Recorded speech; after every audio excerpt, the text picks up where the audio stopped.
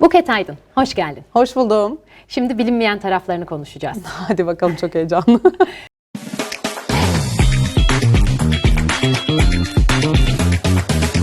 Senin çocukluğunla başlayalım. Nasıl bir evde doğdun, büyüdün? Ben Bursa'da doğdum. Benim ailem, yani baba tarafım göçmen, Bulgaristan göçmeni. Oraya gelmişler Bursa'ya. Ondan sonra tekstil işiyle uğraşmaya başlamış rahmetli dedem. Babaannem çocuklarına bakıyor işte. Hepsinin üniversiteye gitmesini istemiş. Hepsi de gitmiş. Hepsi de çok iyi okullardan mezun. Babam dahil. Babam Yıldız Teknik Üniversitesi elektrik mühendisi mezundur. Bir aile apartmanı var böyle. Aydın Apartmanı diye Bursa'da. Ben orada doğdum. Annem astım hastası olduğu için beni çok zor dünyaya getirmiş. Aslında çok acıklı bir hikayem var. Tek çocuk musun? Tek çocuğum. Çünkü zaten hani benim olmam bile mucize. Doktorlar anneme şey diyorlar, yapmayın bu çocuğu. Hani ya bu çocuk sakat doğabilir işte veya ölebilir. İşte doğum esnasında siz ölebilirsiniz. Yani çok ciddi böyle sıkıntılı işte süreçler atlatılıyor. Ben dünyaya geliyorum, hiçbir sorun olmuyor. Annemde de bir sorun olmuyor ama annem sonrasında hastanede yatmak zorunda kalıyor bir süre. Beni de böyle babaannemle teyzemin eline bırakıyor. Sonra teyzem İstanbul'a dönüyor. Çünkü annemler İstanbul'da yaşıyorlar. Ben babaannemle böyle bir süre baş başa kalıyorum. Allah rahmet eylesin. Çok emeği vardır bende. Gerçekten çok severdim. Hani böyle bir aile, yani Bursalı tipik bir göçmen ailesi. Sonra habercilik aşkı düştü içine. Ya evet, ama Bursa'da kalsaydım bence düşmezdi, biliyor musun? Ben ilkokul bitirdikten sonra annem, babam ve ben İstanbul'a geldik babamın işleri için. Bence bu böyle hani ekran önü hissini tetikleyen şey İstanbul oldu. Bursa'da olsaydım öğretmen olurdum. Muhtemelen. Daha böyle sakin bir hayatın içinde olurdun. Edebiyat mezunuyum çünkü ben zaten Türk Dili Edebiyatı mezunuyum. Formasyonu da almıştım, yani yüksek lisansımı da yaptım. Ve hatta o dönemde hala spikerlik yaptığım halde acaba vazgeçip öğretmen mi olsam diye düşünerek yaptım yani yüksek lisansı ben. Tabii. Kanal Türk'te çalışıyordum ama öf diyordum ya, bu iş hani zor iş. Ben şu yüksek lisansı bitireyim de öğretmen olayım diye bakıyordum. Ama sonra böyle içime tam düştü yani. Evet. Kafamda başka bir şey zaten. kalmadı. Zehir. Peki Kanal Türk'e girdiğinde kaç yaşındaydın? 19. 19 yaşında başladın mesleğe. Evet, 19 yaşımda. İlk spor bülteni sunmaya başladım. O zaman çok modaydı spor spikerlerinin kadın olması. Kanal Türk'te de bana dediler ki hani bak bu da hani istiyor falan. Çıksın sunsun, Allah'ım ya, sporla ne alakan varsa. Ama sonra çok iyi öğrendim, biliyor musun? Ya. Tabii orada çalışırken aman Allah'ım görme yani. Çok iyi öğrenmiştim. Bir buçuk sene kadar spor spikerliği yaptım. Sonra haber kısmına geçtim. Sonra habere geçtin. Kanal Türk'te habere geçtin. Kanal Türk, sonra Kanal Türk'ten sonra çok kısa CNN Türk, CNN Türk'ten sonra TRT Türk, TRT Türk'ten sonra NTV. 8 sene orası. Okulum yani benim. İstanbul'a geldin, mesleğe başladın, sonra evlendin değil mi? Tabii. Ben NTV'de çalışırken evlendim. Ha. Tabii 27 yaşında evlendim. Yani NTV'de başladım. Hatta 27'den 28'e girerken işte yani 1,5-2 sene sonra evlendim. Zaten o eski eşimle o dönem flört ediyorduk NTV'ye başladığımda. Ondan sonra bir evlilik kararı aldık. Orada NTV'de çalışırken evlendim yani. Sonra çok konuşulan bir transferle Kanal D ana habere geçtin. Oradaki kariyerinin sonrasında da çok hızlı bir şekilde her şeyi değiştirdin. Evet. O değiştirme noktasına gelmeden aslında o günleri de konuşalım. Hani nasıl bir histi bir anda Kanal D gibi bir yerde ana haber sunacak olmak? Aslında normalde bence Kanal D gibi bir yerde ana haber sunacak olmanın bir önemi, çok da bir önemi yok. Şimdi diyeceksin ki ne alaka? Şu anda hala o kurumda haber bültenleri yapılıyor değil mi yani? Hani böyle falan kimse hani şey olmuyor yani, konuşulmuyor bu kişiler yani bu kadar. O dönem bir medya transferi gerçekleşti. Yani şöyle senelerin Doğan grubu bir medya devi aile medya grubunu tamamıyla bambaşka bir ailenin üzerine devretti. Yani geçirdi. Onlar satın aldılar, daha doğrusu devrettiden kastım yani. O satın almanın hemen ardından ben Kanal D'ye transfer olduğum için aslında bu kadar Kanal D'de olmak böyle bir şey haline geldi. Çünkü tüm gözler oraya dönmüştü. Ne yapacak bunlar diye bakılırken bir anda ben Kanal D'ye ana habere geçince o yüzden çok fazla konuşulduğunu düşünüyorum. Yoksa normalde yani birçok ana haber bülteninin şu anda birçok sunucusu var. Hani hiçbirini bu kadar ne konuşuyoruz, ne yargılıyoruz, ne hakkında yorum yapıyoruz. Yani hani hepsi normal hayatlarını sürdüren, anlatabiliyor muyum? İnsanlar yani. Sanki ben hiç meslekte yokmuşum.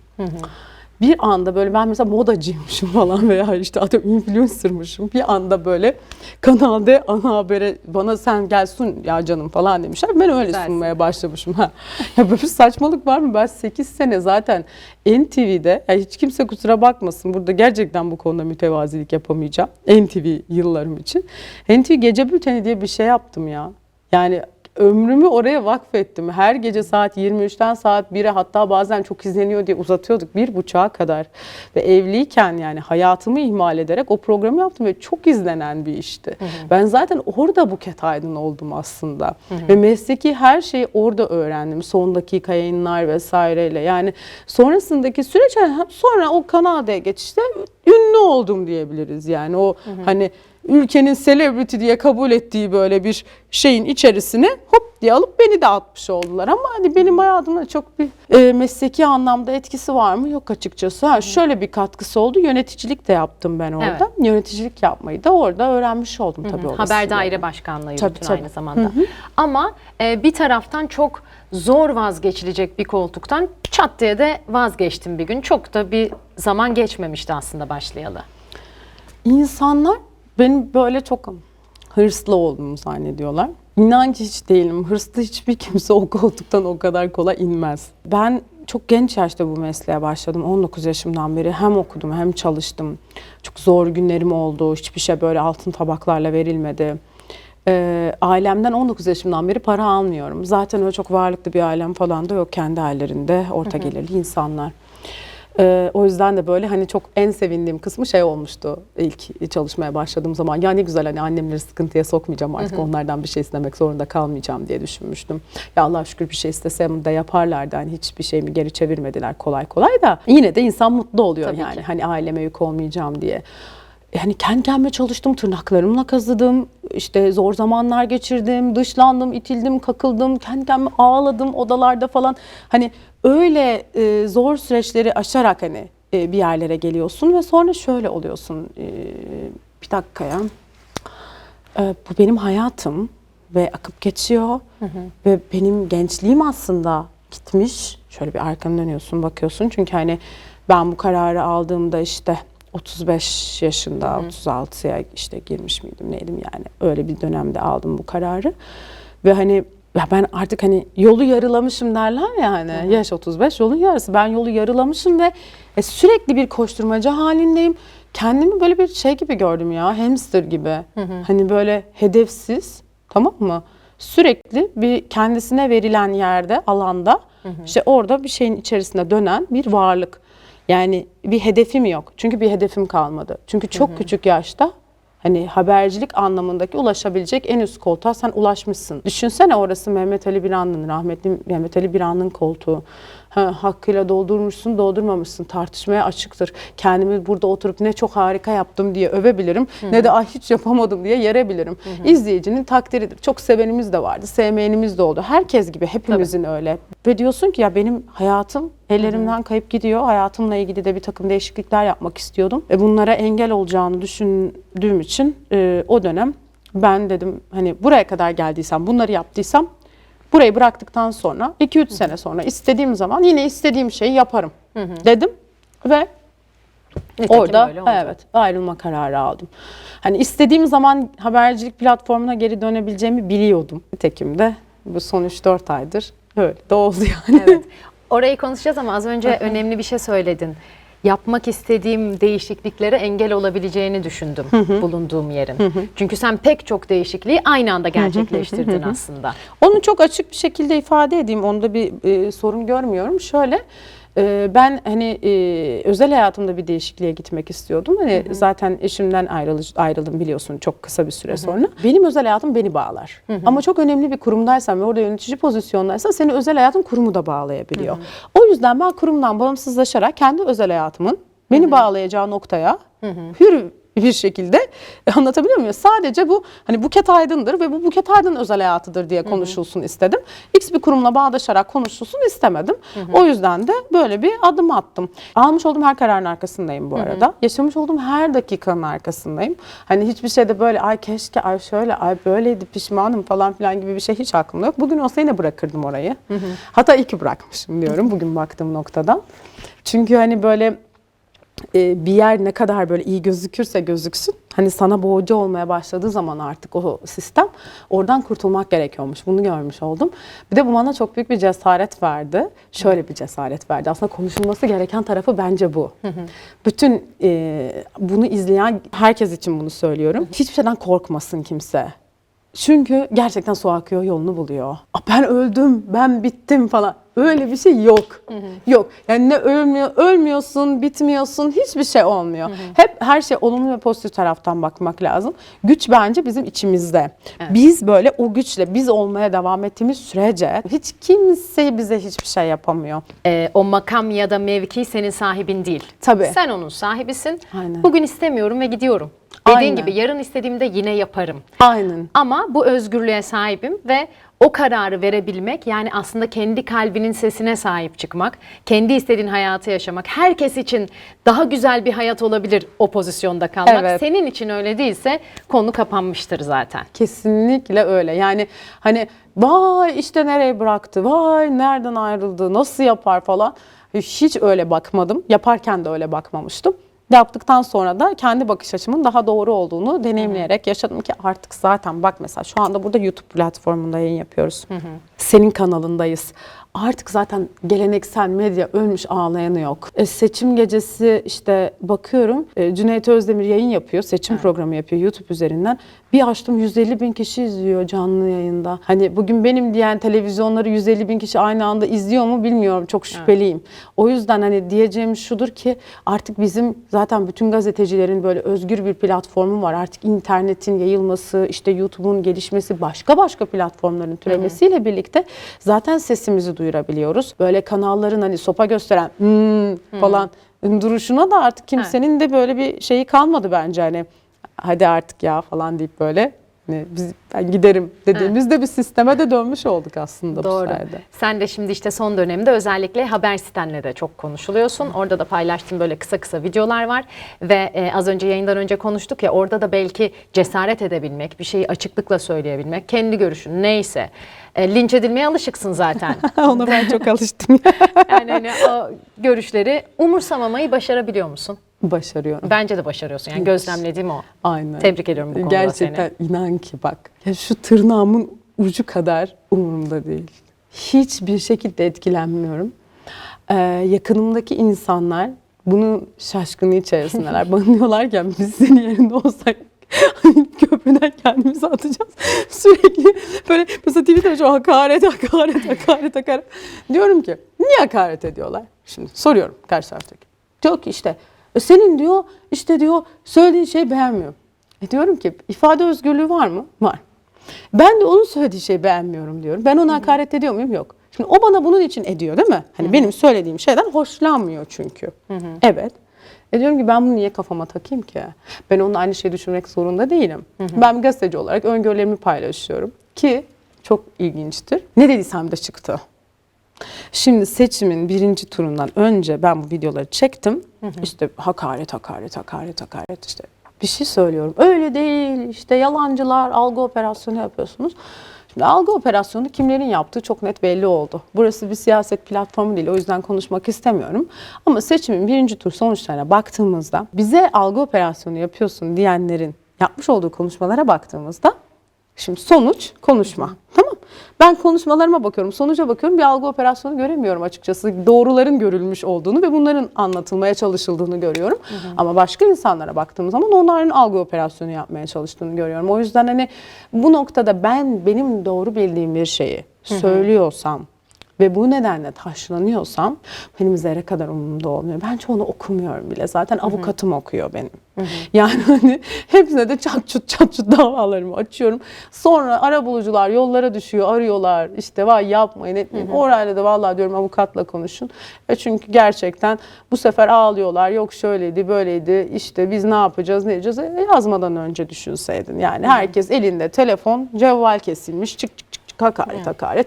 Yani hakaret etmeden bu arada görüşünü söyleyenlere, mesela bazısı yazıyor diyor ki Buket Hanım ya hani niye böyle düşünüyorsun diyor ya, işte çok yanlış bu düşüncem bak diyor, şöyle oldu. Öyle düşünen de başımın üstünde yeri var. Belki biz bir şeyleri kendi hani bildiğimiz gibi doğrusunu anlatamıyoruz tam olarak hani o platformlarda işte, ama hani beni anlayanlar da var. Ben de anlayanlara anlatabildiğim kadar devam ediyorum yani. Biraz şimdi mavi saçlı kızımızdan soru seçelim. Senin için birkaç soru hazırladık. Tamam. Bakalım yol bizi nereye götürecek? Ay çok heyecanlı. En son ne zaman birinin güvenini kırdın? Ay Allah'ım Eyvah. çok fena. Çok fena bir şey geldi şu an. Dostluk ilişkilerimde olmaz birinin hani güvenini kırmak. Çünkü çok güvenilir bir dostumdur. Ama belki istemeden özel hayatımda birilerinin güvenini kırmış olabilirim. Hani, ama istemeden. Şu kişinin güvenini kırdım diyebileceğim hani somut bir olay kafamda canlanmadı. Ama çok şey bir soru, biliyor musun? Çok içli bir soru. Böyle bir kalbim kırıldı bunu görünce. Kimsenin güvenini kırmak istemem çünkü ben çok özen gösteririm buna. İlişkilerimde bir şeyle suçlandığım zaman mesela karşı tarafın bir güvensizliğini görünce çok kalbim acır yani. Ya bana güvenmiyor, ben ama onun güvenmeyince hiçbir şey yapmadım diye. Bir de insanlarda bir algı var. Şimdi biz böyle çok tanınmış insanlarda şey oluyor. Etrafında çok insan oluyor ya, hal böyle olunca ikili ilişkilerde güven vermek çok zor hale geliyor. O yüzden hani böyle bir kalbimi vurdu bu soru. Ama mesela şunu çok net söyleyebilirim, asla dostluk ilişkilerimde güven kırmam. Yani hiç, çok iyi bir dostumdur biliyor musun? Çok az dostum var, bir tane daha çekeceğim, bu böyle çok beni moralsizleştirdi. Para denilince hissettiğim şey.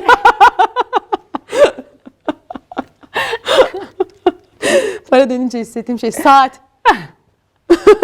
Bu cevap bekleniyordu. Çok çılgınca tartışmalar biliyorsun ya. Çok, o da çok komik bir tartışmaydı. Biz çok gereksiz seninle ya. ilk tanıştığımızda bunu konuşmuştuk. Hatta hatırlıyor musun? O zaman çok gündemdeydi bu konu. Evet, evet, yani. evet. Herkes senin saatini konuşuyordu.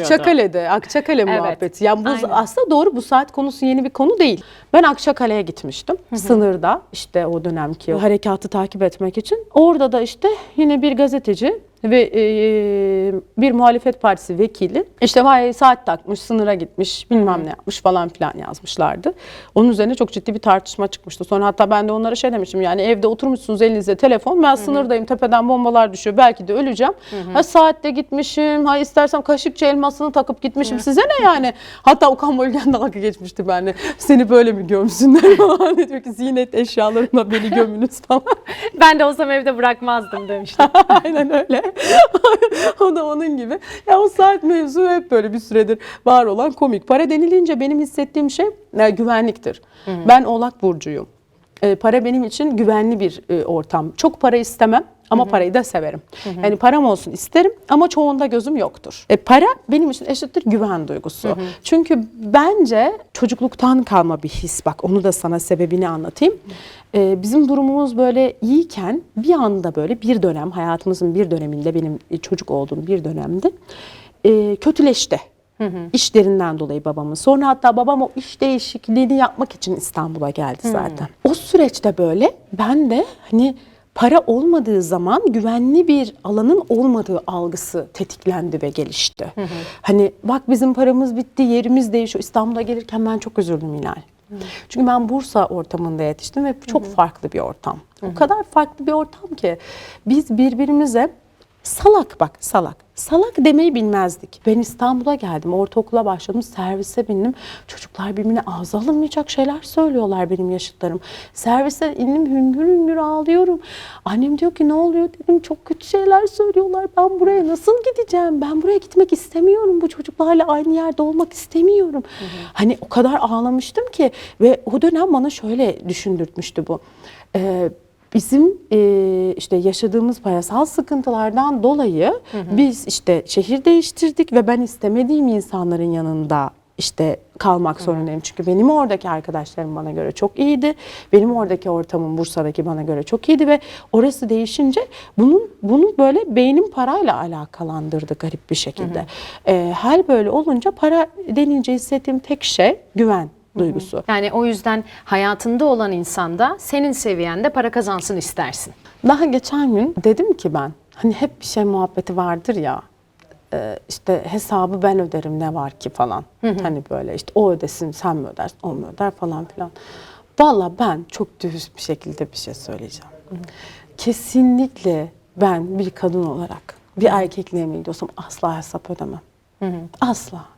Ha şöyle oturmuş bir ilişkimiz olur bizim. Hani bir süredir işte flört ediyoruzdur, sevgiliyizdir falan filan. Ben ödedim, sen ödedin falan. Orada artık bir şey kalmaz yani. Ondan bahsetmiyorum. Sadece hani böyle ilk tanışma flört evreleri vardır. Hani orada kızlar diyor ya şimdi. Ben de öderim hesabı ne var böyle şey. Ben yok. O yalan o. Bak onu söyleyen de yalan söylüyor. Öyle düşünmüyor gerçekten yani aslında. Hani ve bunu kendi arasında muhabbetini yapıyor. Yani ay gittim bana ödet ya inanamıyorum falan. Yalan mı? Kesin. Abi, Ben de bu arada böyle düşünüyorum ve temel düşüncem de şu. Ben erkek olsam ödetmezdim. Benim gibi bir erkek olsun yanımda. Hani en yalın düşüncesi. Ama dediğin gibi tabii ki yani hani ileride ilişkinin aldığı boyutlar değişir vesaire. Veya işte normal bir arkadaşındır. Kız erkek karışık bir grup gitmişsindir yemeğe. Herkes kendi yemeğini ödeyebilir veya bölünebilir. Tabii. Ama ben de o görüşteyim %100. Aynen yok normal bir erkek arkadaşımla tabii ki ben öderim istiyorsa ben ona ısmarlayayım kaç defa. O önemli değil. Normal erkek arkadaştan bahsetmiyorum. Benim bahsettiğim şey böyle flört edilecek bir yemek ve ilk yemekte bu hesabı kim ödeyecek? Yok ne olacak kız hiç ödeyemez. Yok. Ödeyemem ben. Yani ödeyecekse beni çağırmasın kimse. O son görüşme olur. Aynen öyle. İlk görüşme son görüşme. Zaten orada bozarım daha. Yani derim ki ya pardon hayırdır ya sen beni hesap ödemek için mi çağırdın ya? Abi yani böyle bir saçmalık olabilir mi? Hiç öyle ödemek zorunda kalmadın değil mi? Kalmadım. Öyle bir an yaşadın mı? Hiç yaşamadım. Hiç yaşamadım var ya yani gerçekten. Hiç çok şükür Allah da yaşatmasın yani. Hani hani hiç denk gelmedi ama ben istemem. Bu konuda da bak insanlar dürüst olsunlar. Tamam hani böyle tatlı görünmek için şirin. Bak ben mesela beni taşıyorlar niye taşıyorlar? Ben fazla dürüst olduğum için tamam mı? Ben insanların söyleyemediği şeyleri söylüyorum. O yüzden insanlar bana gıcık oluyorlar. Şimdi tamam niye böyle değil? Sen de böyle düşünüyorsun. Sen de istiyorsun adam ödesin hesabı. Kendi ödemek zorunda kalınca bu sefer ne olacak ben de öderim deme yani. Deme. De ki ya tamam ben bu çocuktan hoşlandığım için ödedim bu hesabı ama onun ödemesi lazım. Yani böyle şey olur mu dersin içinden ama hani hoşlanıyorsan ödemişsindir. O senin sorunun. Ben ödemem. Peki tekrar var mı aklında bir gün evlenmek? Var tabii. İstiyorum çünkü çocuğum yok. Allah bağışlasın. Şimdi senin miniklerin çok tatlılar. Yani ben işte 7 yıl evli kaldım ama olmadı çocuk yani bir şekilde. Hani Allah da kısmet etmedi. Gerçi hani sonrasında da zaten ayrıldığım için hani olmaması da daha hayırlı oldu. Çocuk öyle büyümesin. Tabii ki şu anda evlenmek istiyorum. İnşallah çocuğum da Allah nasip ederse çocuk da istiyorum. İnşallah. Nasıl bir anne olursun sence? Ay bak. Çok düşkün olur musun? Çok yakın arkadaşım var Aslı. Bana diyor ki ya Buket gerçekten hani tiksinci olacaksın çünkü. Diyor ki köpeğin ne kadar şımarık. Yani orada mesela bende bir tane poodle var Pablo. Pablo o kadar şımarık ve eğitimsiz ki. Şimdi böyle bazen Pablo'ya bakıyorum diyorum ki ay benim çocuğum acaba nasıl olacak tövbe. Bana diyorum ki bir köpeği eğitemedik. Köpek eğitime açık bir hayvan yani. Yapma dedim her şey. Pablo yapma falan. Böyle yapma dedim her şey yapıyor. Ben anladım falan. Bir yere gidiyoruz mesela. Falan böyle masaya çıkıyor yemek almaya çalışıyor falan. Herkes bize bakıyor. Ben ay bu işte hiç çıkmıyor o yüzden böyle oldum falan. Sus falan hiçbir yere götürmüyorum falan böyle. Hani rezil oluyoruz çünkü.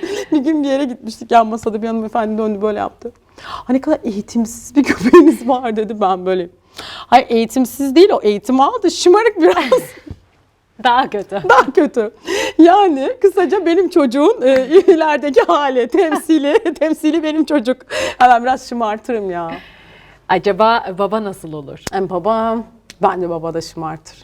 Yani o şu anki erkek arkadaşıma hani düşünüyorum onu baba olarak o da şımartır ya. O da çok o Pablo'yu daha çok şımartıyor. Şimdi Pablo'ya normalde ben yemek vermiyorum, tamam mı? Şimdi böyle bunların ikisi oturuyorlar. Çekirdek yiyor. Bir çekirdek de ona veriyor. Diyorum ki köpek çekirdek yemez, verme. Diyor ki bu hayvana yemek vermemişsin, hayvanı perişan etmişsin falan. O daha çok şımartıyor yani. Onun yüzünden zaten şımarıktı. Onun yüzünden ekstra şımarık oldu yani son dönemde. Ya. Aynen. Şu an merak ettim sizin gelecekte kalabalıklaşan ailenizi. Yani. Peki kariyer anlamında geleceğe dönük hayallerin neler? Şöyle, ben Habereti çok severek kurdum. Ben artık daha ağırlık olarak dijital platformda yer almak istiyorum. Çünkü çok sevdim. O kadar güzel geldi ki bana. Yani oranın rahatlığı. aynen öyle, o rahatlığı ve hani gerçekten etkisi Hilal. Yani o çektiğim videolar inanılmaz bir şekilde bir anda viral oluyor. İşte böyle 500 bin, 1 milyon izlenmeleri buluyor. Bütün internet sitelerinde haber oluyor. Yani inanılmaz bir etkisi var. Ve kimseye hesap vermeden konuşuyorsun. Ben mesela şeye çok üzülürüm. Mesela diyelim ki işte çalıştığın bir kurum var, tamam mı? Senin oradaki konuşman, işte senin CEO'nu bağlar, patronunu bağlar, anlatabiliyor muyum? Kimseye böyle bir yük vermemek gerek. Ama benim kendi platformumda benim konuştuğum her şey sadece ve sadece beni bağlar. Burada linç edilecek olan da benim. Hesabı sorulacak olan da benim. Yarın öbür gün bir mahkeme dava açıldığında mahkeme dava açılacak kişi de benim. Anlatabiliyor muyum? Kimseyi orada bir zan altında bırakmadan o özgürlükle o yorumları yapabiliyor olmak bana çok iyi geldi. Haberet Ocak ortası kurduk biz. Çok kısa bir zamanda gerçekten çok iyi bir yere geldi. Çok güzeldi, tatlış da bir ekibim var. Hepsi gencecik. Yani hepsi bana abla dese der. Göz yaşım pıt pıt pıt. Böyle yaşlarını söylüyorlar. Ben 96'lıyım, yok ben 2000'liyim, ben böyle. Tamam, yeter. Sormadım. Burada yaş söylemek yasak falan yapıyorum böyle. Ondan sonra yani şu an abla diyecek boyuttalar, 5 sene sonra teyzeye falan evrilebiliriz yani, böyle bir sıkıntımız var. O yüzden tatlı da genç de bir ekip, çok da güzel gidiyor. Onlar da çok heyecanlılar. Ben de çok severek yapıyorum. Yani şu an öncelikle hedefim Habereti büyütüp Türkiye'de ilk 5'e sokmak. Hadi bakalım. Dilerim İnşallah. olur. İnşallah. O zaman son bir soru Tamam. çekelim. Hayatında gurur duyduğun başarısızlıklar var mı? Her başarısızlığımdan gurur duyarım. Yani şöyle söyleyeceğim, çünkü o da benim, o da bana ait. Hani o kadar tatlı bir soru ki bu. Bence şöyle bakmalıyız hayata. Ya biz insanız ya. Evet. Düşeceğiz, kalkacağız, yaralanacağız, bereleneceğiz, iyileşeceğiz, üzüleceğiz, ağlayacağız, kırılacağız, kıracağız bazen. Bazen isteyerek kıracağız, bazen istemeden kıracağız. Ya ben hani gerçekten demek istiyorum. Herkes hakkını bana helal etsin. Benim bilmeden, istemeden kırdıklarım olabilir. Belki kıracağımı bile bile hani o anki konjonktür gereği, hayatın getirdikleri gereği öyle davrandığım için kırmış olduklarım olabilir. Ben de çok kırıldım hani yolda yürürken, bu yolda yürürken. Ben mesela kimseye kin duymuyorum. Affettin hepsini. Herkesi, hiç kimseyle bir hesabım yok. O kadar mutluyum ki çünkü. O kadar böyle şu anda kendi böyle o küçük hayatımda o kadar mutluyum ki anlatamam. En sonu videolar mesela.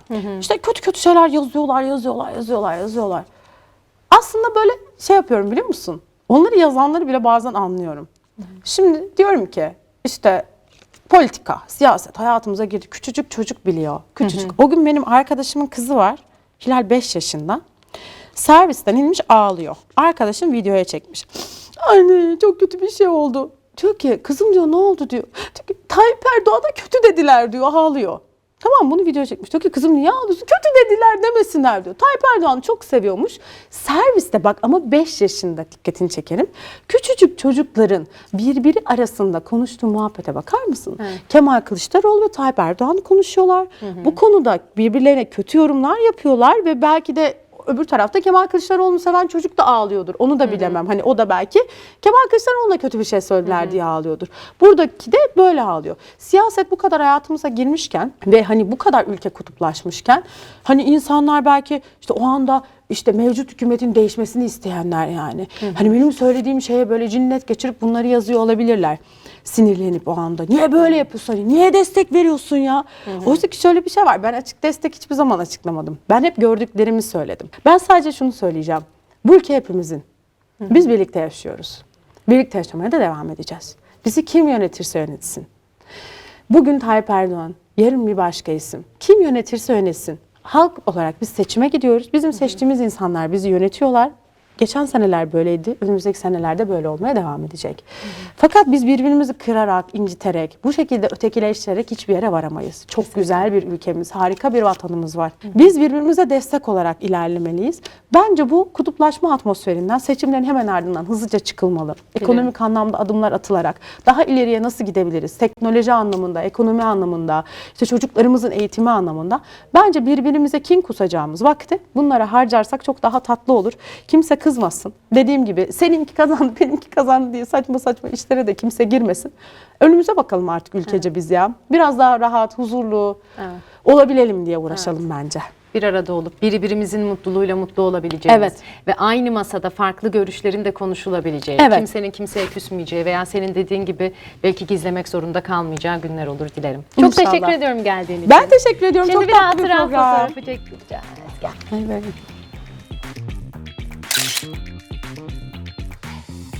Evet. Teşekkür ediyorum. Seni yakından tanıma fırsatı verdiğin için bize. Benim için de büyük bir keyifti. İnşallah izleyiciye de geçer. Sana da yeniden hayırlı olsun. Teşekkür ederim.